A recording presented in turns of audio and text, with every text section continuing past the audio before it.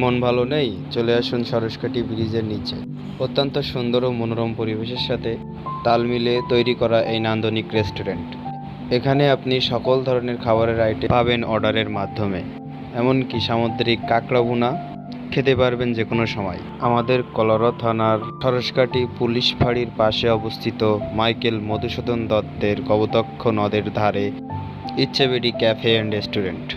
ভোজনপ্রিয় মানুষ এখানে আসতে পারেন নদীর টাটকা কাঁকড়া এবং বিভিন্ন ফাস্ট ফুড, কফি আইটেম ও চাইনিজ ফুডের খাবার খেতে। আমিও আমার বড় ভাই আজ এখানে ঘুরতে গিয়েছিলাম। ঘুরতে গিয়ে এক মনোরম মনোমুগ্ধকর পরিবেশে পারলাম না আর কিছু অর্ডার না করে থাকতে। এজন্য আমরা অর্ডার করছিলাম সামুদ্রিক নোনা পানির এক বিগ সাইজ কাঁকড়া, যেটা খেতে খুব সুস্বাদু ছিল। তার সাথে অর্ডার করছিলাম এক গ্লাস মাল্টা জুস এবং